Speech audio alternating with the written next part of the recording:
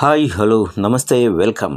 అమెరికాలోని San Francisco వీధుల్లో ఓ వింత దృశ్యం అందరినీ ఆశ్చర్యపరిచింది. ఎలాన్ మస్క్ ముఖంతో ఉన్న ఓ 4 కాళ్ల రోబో నగరంలో చక్కర్లు కొట్టింది.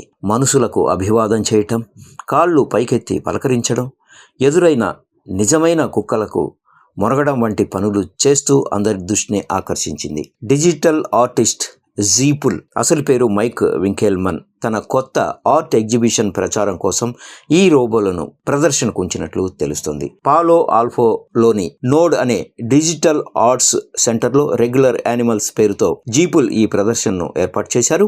ఈ ప్రాజెక్టులో భాగంగా కేవలం మస్క్ మాత్రమే కాకుండా ఫేస్బుక్ వ్యవస్థాపకుడు మార్క్ జుకర్బర్గ్, అమెజాన్ అధిపతి జెఫ్ బెజోస్, ప్రఖ్యాత చిత్రకారులు పాబ్లో పికాసో, యాండీ వార్హోల్ వంటి ప్రముఖుల ముఖాలతో కూడా రోబోలను సృష్టించారు. అయితే శాన్ ఫ్రాన్సిస్కో వీధుల్లో మాత్రం మస్క్, జుకర్బర్గ్ ముఖాలున్న రోబోలనే ప్రదర్శించారు. వీటిని చూసేందుకు జనం ఆసక్తి చూపించారు.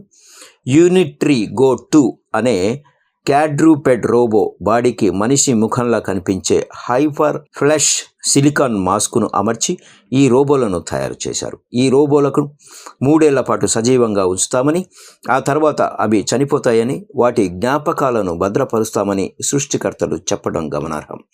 ఈ వింత రోబోలపై సోషల్ మీడియాలో మిశ్రమ స్పందనలు వ్యక్తమవుతున్నాయి. కొందరు దీనిని అద్భుతం, సరదాగా ఉంది అని ప్రశంసించగా, మరికొందరు వికారంగా, ఇబ్బందికరంగా ఉంది అని విమర్శించారు.